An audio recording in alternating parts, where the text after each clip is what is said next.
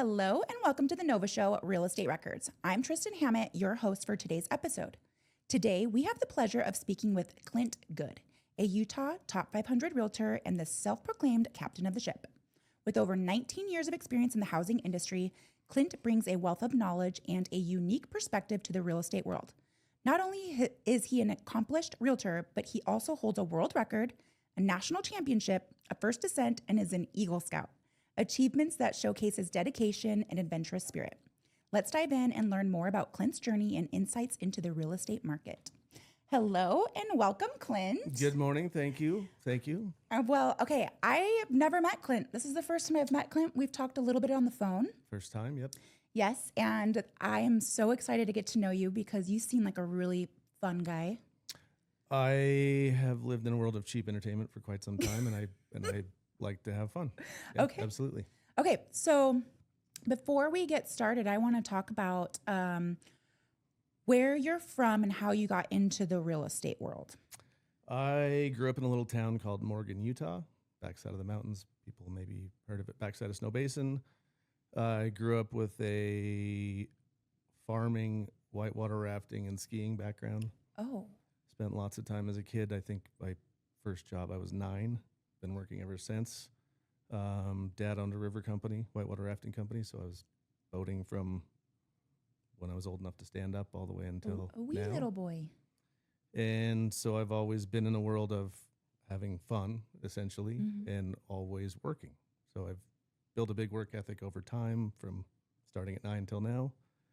And I was a commercial fisherman for years, whitewater rafting guide for years, managed ski shops for years, and finally got to a point in life where I realized if I keep doing this physical labor, it might not play out for my whole life. So I need to find something that pays the bills a little better and is a little easier on the body. Okay. Real estate seemed to be a great choice. Had a brother-in-law and a couple friends who have been in the industry, and they over the years have all made comments to me about whenever you decide to quit screwing around and get a real job, this would be a great adventure for you. Okay. So here I am. Here you are. All right. So you had said you were working in new home. Was it new home construction or just what type of construction? I built out of high school. I worked doing construction for a company, and we built homes. We also repaired homes, additions, bathrooms, all the remodels, all that stuff. Okay.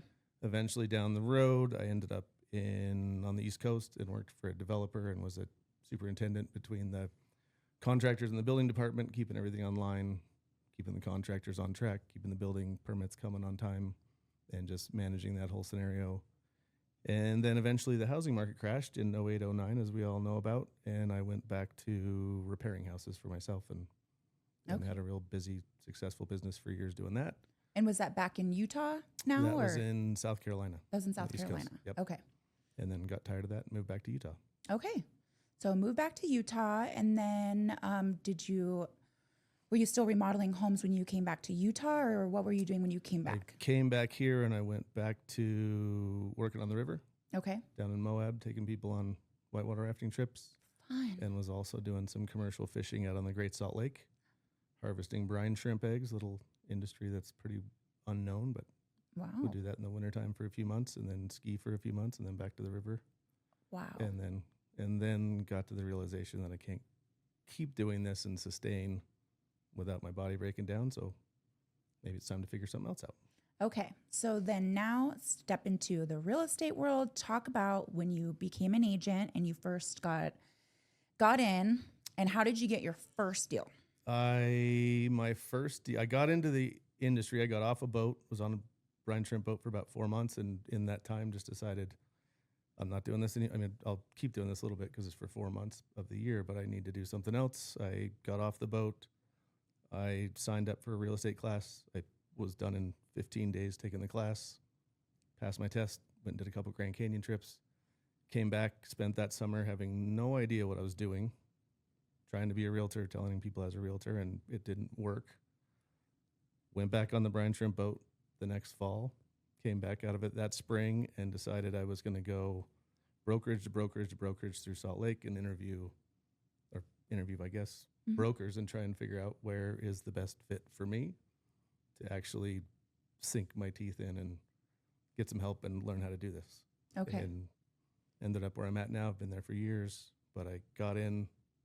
They stuck me in a class, a ninja training class, and I came out of there guns blazing and had an idea of how to do it or how to at least get involved in it.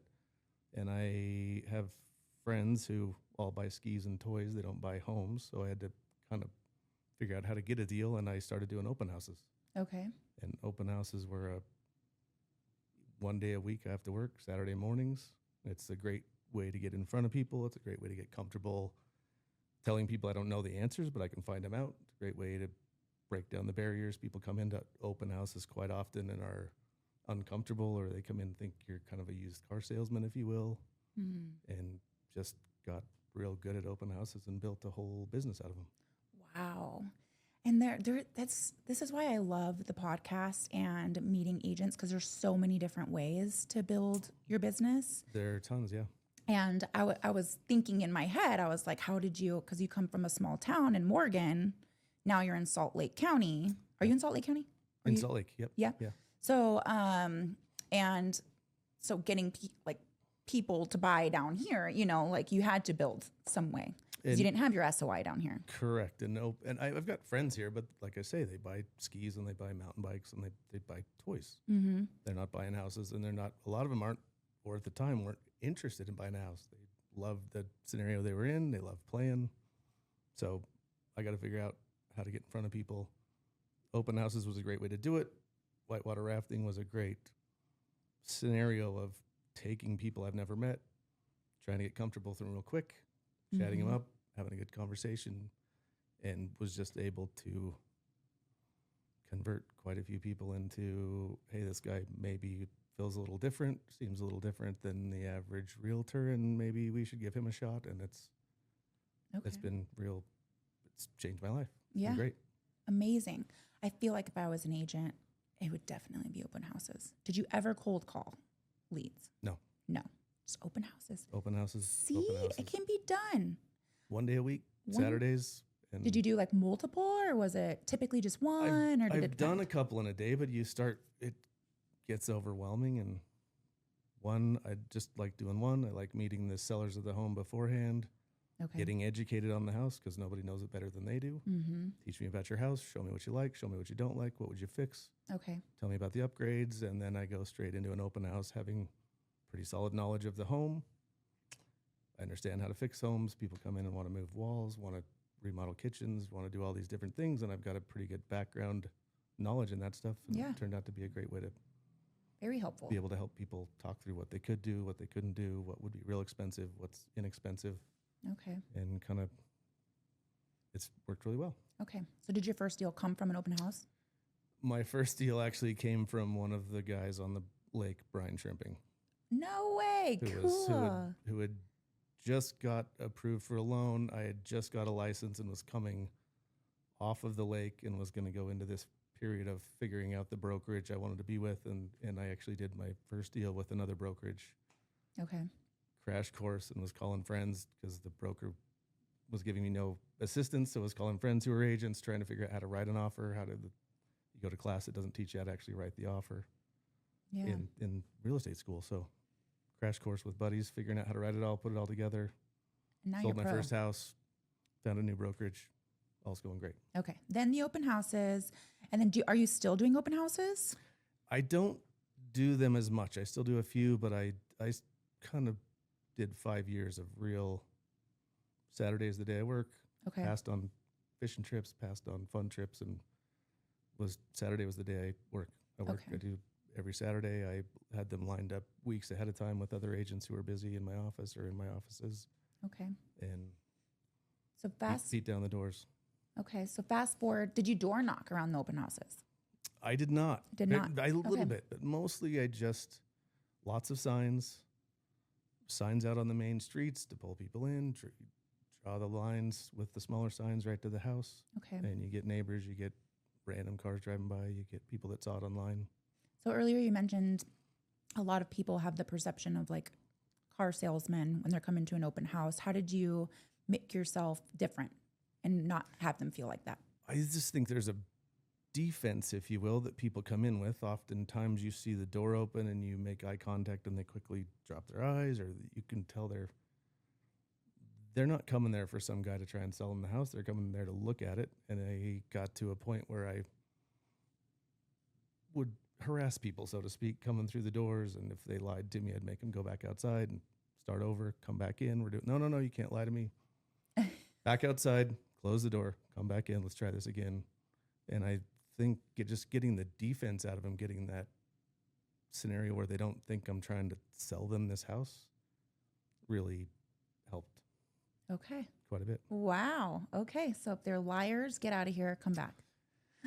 If they walk in the door, you introduce yourself. How you guys doing? Who you guys working with? I might be friends with them. Oh, yeah, we've got an agent. Great. Who is it? And they can't tell you the name. Okay. Back outside. Let's start this over. Okay. We're gonna do this again. We can't start this relationship on a lie. We've got to move forward with smiles and be happy and make this thing work. I love that. Okay, now I'm going to totally switch gears because I really want to talk about your world record. What is that? In a previous life, I spent a bunch of time on stand-up paddleboards, and there was a world record that was set during the outdoor retailer show up at Jordanelle where we had, I believe it was 36 people on one stand-up paddleboard. Had to paddle, largest paddleboard that was ever paddled by a group. Really? Yep. And does it still stand as the world's record? I don't know the answer to that. It was quite a few years ago. It was probably 2013-ish. Okay. I don't know the answer to that. I'm sure somebody built one a little bigger and squoze one more person on. And how many people did you say were on there? 36? I think it was 36. Oh my gosh. It was 36. That's crazy. Okay, and then World Championship, I believe?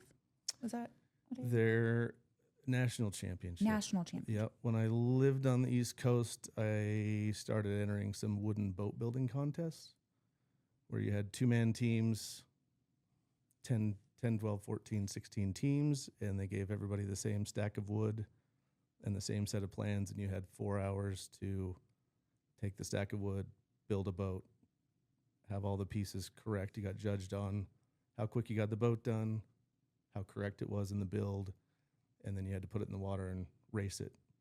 Row it down, out around a buoy, back, switch partners, out around the buoy, back, switch partners, and do that twice. What?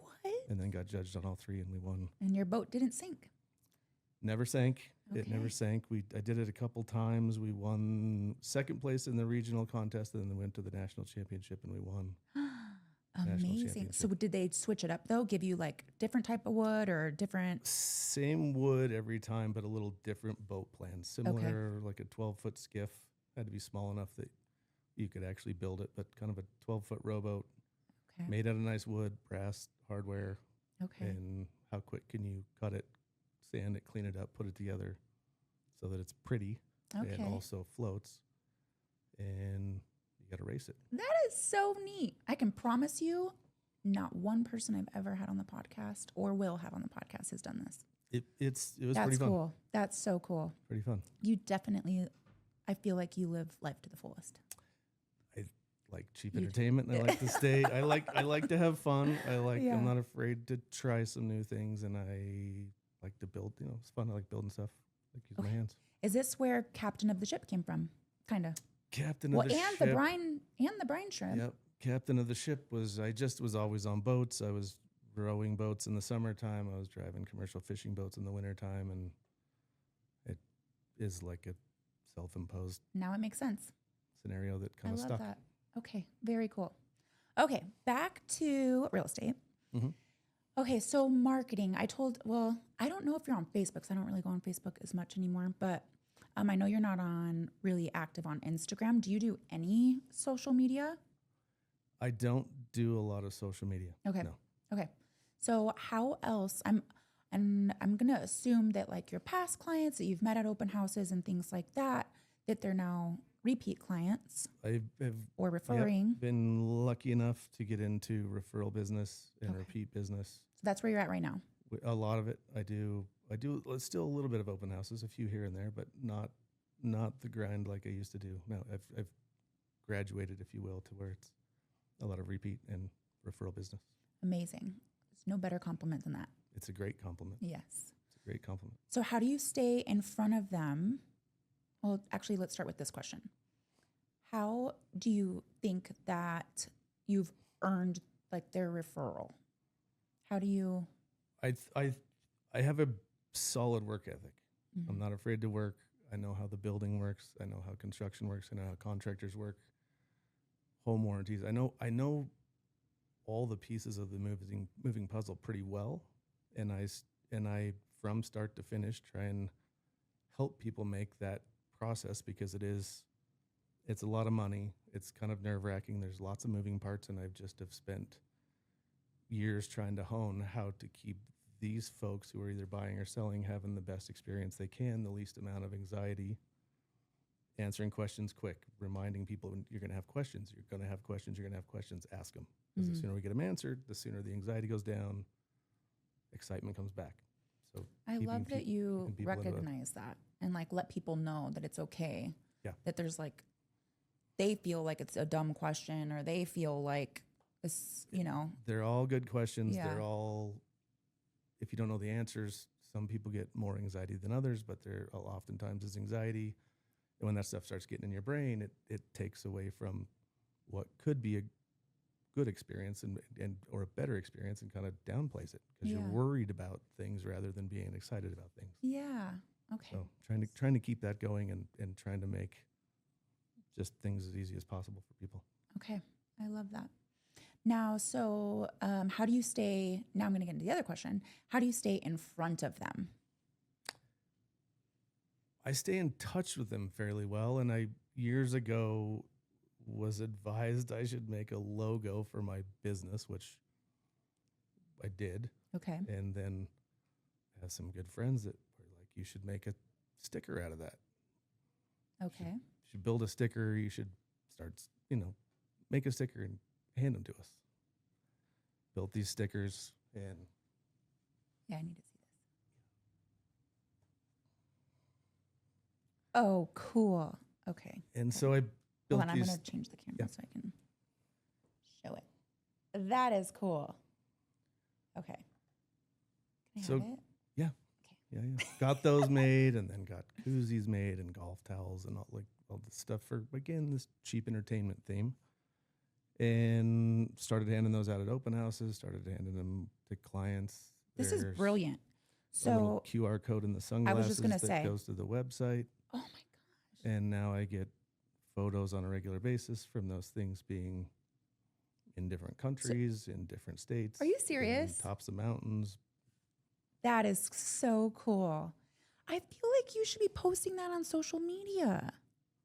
Like, that's cool. Potentially. Like, you could make an Instagram just for like this. I thought about doing something like that, and maybe So I you have could follow I've it. got- Everyone can follow it around the world. You know? I've got a Pride one that comes out with a rainbow colored beard. I've got a St. Patty's one with a green beard. Oh, cool. about There's like doing- limited edition ones. Yeah. Okay. That is so cool. Okay, well, I'm going to have to get my hands on one of those. Okay, so it takes them to the website, and then they can find out about you just like I did. Mm-hmm. Okay. And then get in touch with you through there. But that, drive around Salt Lake, you'll start seeing those from Okay. kids with them on their water bottles. They're on some signs. I've handed them out to people, and they put them on signs and send them to me. It's so Okay. Now I'm going to see it. It's raised my you- Raz. you probably will. There's a good chance. Okay. Yes. So fun. Okay. That's I think just an excellent marketing piece. Looks just like you. Yeah, decent resemblance. Okay. So, and I know at your brokerage in particular, you have like a whole marketing department, right? That they can help out with. Do you use them? I use them for listings, for emails, for that kind of stuff, to stay in touch with clients, friends, SOI. But I don't, I don't do a whole, I don't do a whole lot on social media. Okay. I could put them in place for some of that, and I don't spend a lot of time on social media, and I don't, other than shopping for random items, but it's not my thing. Okay. Do you invite, because I believe also your brokerage does client events. Do you utilize those? Small amount. Small amount. Small amount, yeah. Okay. I invite them to I invite clients to certain events, but I don't do a ton of that. Okay. So that's I make phone another calls, way. I call people and ask them how they're doing, and Okay. check in on their kids, and randomly drop stuff off at their house when they're And not that's a home. part of ninja selling, right? It is. It Mhm. is. Okay. So you are utilizing the ninja selling, which is just more, to me, is like a really authentic connection to people. Yeah. Right? Like it's not even like selling to me. It's like just how to have good conversations and keep Just in stay touch with your friends make and sure family. you're doing okay. Yeah. Do you need any help with anything? Are you wanting to remodel your house? Can I help you with contractors? What's going on in life? Okay. What do you need help with? How can I help? Yeah. Do you have like a list of your preferred like vendors that you use I do. and trusted? I do have a decent list of them that I've used myself, that I've handed off to clients to use, That's absolutely. so valuable because there is, I mean, part of becoming a homeowner, depending on what house you buy, could be an endless amount of house projects. Absolutely. I'm meeting some folks after this. We met with contractors yesterday, and we're going back with some other ones today. They're buying a house that's a first-time home buyers, and they're buying a house that is a complete remodel. Yeah. And they're terrified, so to speak, and we're also getting them in there, breaking it down. Let's get an idea of the cost, time frame, what you can pick, how much different finishes cost lots of money or little bits of money, and let's kind of get an idea of what you want and make sure it all fits. So I love that idea of going there with the contractor to just kind of plan out what that looks like, the cost of all of that. That's great. helping them break And that's down. like going maybe above and beyond, I feel like. I don't know. That's just That's what you do. that's what I do. Okay. I love that. And do you find yourself working with more buyers, more sellers? Is it kind of equal? Probably maybe 2/3 buyers and 1/3 listings. Okay. Maybe getting closer to half and half on that now. Okay. But it's a pretty good even mix Okay. of both. Do you prefer one over the other or both just great for different reasons? I really enjoy both of them. I like the listings. I get nervous. I spend too much time maybe trying to help them with a price and make sure I don't want to tell people their house is worth too much money or too little money and walking them through that process. But I really like I like buying. I like going and looking at homes. I like negotiating the deals to get repairs and to get things that we haven't had great luck in the past with. Still trying to get those even in competitive markets. And I hate to say it's a game for me, but I'm competitive and I like games, and in my mind it's like I'm trying to win. Yeah. And trying to get the best for your clients. Correct. And the negotiating, is that something that's natural to you?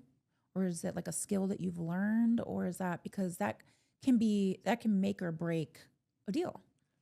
Right? It can, and it does on pretty consistent occasions. But I just think it's being able to call and have a discussion with someone on the other end of the line.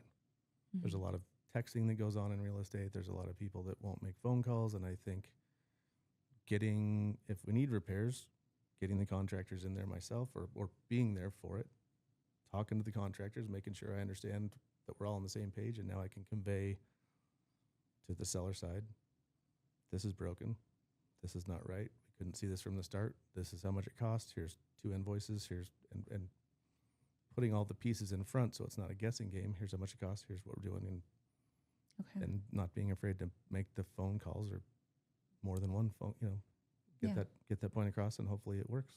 Okay. How do you stay on top of what's going on in the market? Because it seems like lately it's been kind of like all over the place. From an outsider, I don't daily look at them. I'm in it daily, so I'm always involved in it. It's I don't know, somewhat of an evil, I guess, in the industry is you have to stay. You can't walk away from it for a month. You got to stay involved. You have to stay on top of it. You've got to go to sales meetings. You've got to be in front of people that are talking about it, and always keep that in your mind, and always keep that ball rolling. Okay. And constantly hearing nightmare stories, having great success stories, and learning from those and keeping those in your mind. So when you get in any kind of one of those scenarios or close to it, you have a better idea of how to handle it, or you know of 3 other ways, 5 other ways that was handled in the past. In some ways it didn't work, some ways it did, and just stayed in the midst all the time. Okay. What are you seeing out there right now we're going to do both buyers and sellers. So what are you seeing right now for the buyers? What are you seeing right now for the sellers? The buyers, there is some more homes on the market. We're getting some homes under contract for quite a bit less than they're listed for, which is great. People don't always list homes correctly. So there's a patience game involved. There's seeing a home that might fit well, but it's too high, watching that a little bit, and rather than waiting for the price to come down, we go in and try and force them to make it down. It's other than the interest rates being a little high, I think it's a great time to buy. Yeah. You know what? I actually have like a question that I really don't know. So I know when agents have a listing, they pull comps to kind of get what they feel like the home should be valued at. Mm-hmm. When you're on the buy side, do you also do that for that home? So if there's question, if Okay. some homes are priced well and they're in neighborhoods where there's enough stuff turning that we're in the right ballpark, Okay. and we're going to make some phone calls. It's the first weekend it's been listed, and if there's multiple offers coming, we know that it's priced well enough that Okay. it's moving. And if there are homes priced high, there's one, the one we're meeting with the contractors on, where we're 150 under list price on it, and we're still going after them for repairs. And people don't always list things right. So yeah. So buyers right now are probably, depending on the situation, have a little bit of a leeway that they can for do, negotiation. And there's also some homes that are moving real quick. That's a lot under. You got 150 Mm-hmm. under. What? And now we're gonna That's Now we're amazing. gonna go get a $20,000 roof out of them this weekend. So Wow. That is cool. You're being very humble. That's a huge. but it's the game, right? Yeah. And it's getting into a home that they like, and then running my own comps and sending my comps to the list agent. Well, and that saying, 150,000 that they're saving, you have this contractor coming. I'm sure, like that's where That's the money can go. That's your Yeah. whole remodel. Make it cost right there. theirs. Yeah, I love that. Yep. Okay, so what are you seeing with sellers? It's the flip side of the stick. Okay. You have sellers who think that their home is worth more than it might be, and I think some agents have a hard time having a discussion that's not easy and saying, "Look, your house isn't worth that much." Do you And and you here's have that why. honest conversation? Oh yeah, Yeah. absolutely, Okay. absolutely. But you have to show them. You can't just tell them it's not worth that much. It's not worth that much, and here's why. Mm-hmm. Here are the similar homes, and your home's in Sugar House is not in the avenues. We got to compare apples to apples. You can't look at homes all over the valley and think your home is close to that, and it's 6 miles away. Right. We need same age, same size, same style, apples to apples the best we can, and that's where we come up with the value. And sometimes people have emotions involved, and you have to lightly crush their emotions a little bit Okay. and just get them on the same page. But you have to have it, or you end up with homes that are priced hundreds of thousands of dollars over where they should be, Yeah. Okay. because someone wouldn't say your house isn't worth that much. Right. Okay. And then what happens if you have a seller that says, "No, I want to list at this price," and you've already clearly told them that this is not what the comps say, this isn't what the numbers say. So how do you have that conversation with them? Then I think there's two, depending on how out of whack the number is. If it's hundreds of thousands over, we might not be a good fit for each other. Okay. There's 10,000 agents out there. Somebody will list it for that. But my job's not to see how long I can keep a sign up in your yard. My job is to see, like I'm here to help you Get sold. complete this. And by listing it for X amount of dollars over, no one's going to buy for that. Yeah. So maybe there's someone else that's better for you for this. Okay. But if it's not If it's hundreds of, if it's in the realm, then we talk about a game plan of, if we have X amount of showings and you don't have an offer, we drop it. If it sits on the market for X amount of time and we've got nothing, we drop. We'd set up some expectations ahead of time on, we'll do it for this number.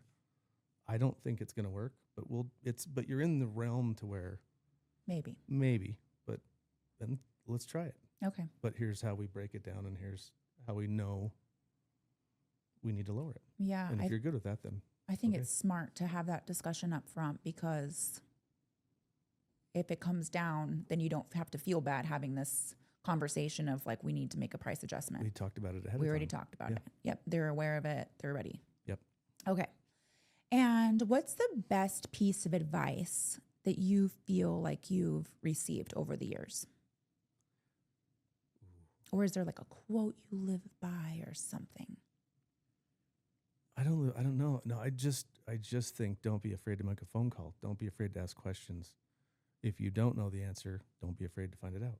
Mm-hmm. Don't be afraid to tell people we don't know everything. Right. Don't be afraid to tell someone you don't know the answer. I don't know that. I'm happy to find it. Yeah. I just don't know what it is. Give me tomorrow. Yes. I'll have it for you. Okay. I love that. Yeah, because we're even like in my business, I definitely don't know everything. So I'm like, let me find out, right? Because there's always going to be something that's different. Not every real estate transaction is completely different. Absolutely. So, And there's all different pieces that come involved, and it's not failure to be able to tell someone you don't know the answer. mm-hmm. So get comfortable, which is where those open houses were real good off the bat. There was a lot of things I didn't know, a lot of things I didn't know if I could do, but I would tell, I'm pretty sure we can do that, but write your number down.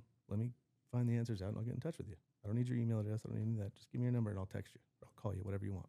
Okay. I love that. And what does your future look like? What is like the future for Clint Goode? Well, I would like to be within the next 10 years, not doing this full time. Okay. Being referral business that I'm referring to someone else, I would like to do a bunch of traveling. Where would you travel first? The world. Got a trip to Asia for a month in November coming up. You do? That we're gonna go look at potentially getting a place over there to start spending some time there. Where? Not sure yet. We're gonna. I don't know. You're gonna travel around for a month and go find out. Spend a month in Asia, bouncing around a few different countries, and get a feel for them. Make sure it's something that we're both on the same page with, and then. Is this your wife? Again. Girlfriend. Wow. Okay, cool. So we'll see. But figuring that stuff out. I love that. Have a handful of rentals that will help to manage being over there and not here locally working. rentals. Mm-hmm. Do you have multiple doors right now? I think we have 13. You have 13 doors? What?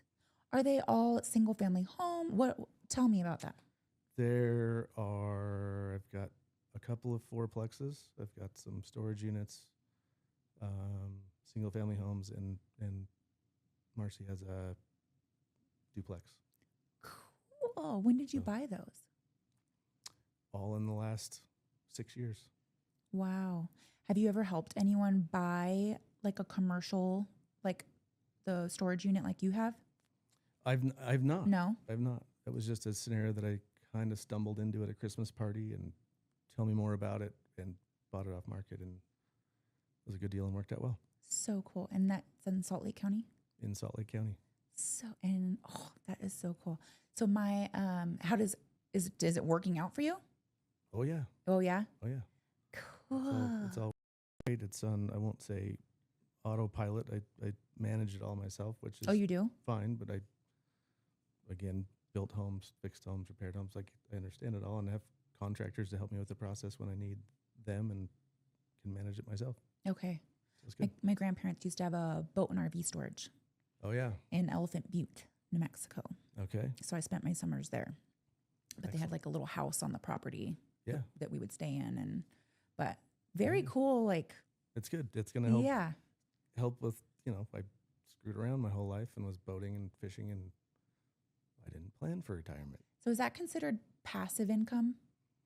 It would be considered passive income. Yeah. Yeah. Okay. Wow. Good. Okay. That is so neat. All right.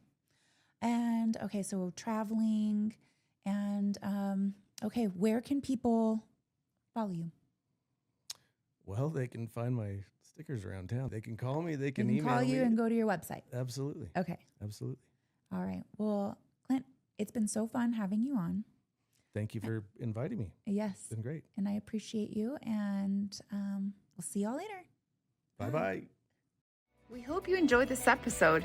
Please rate us, like us, and share this podcast with our real estate community.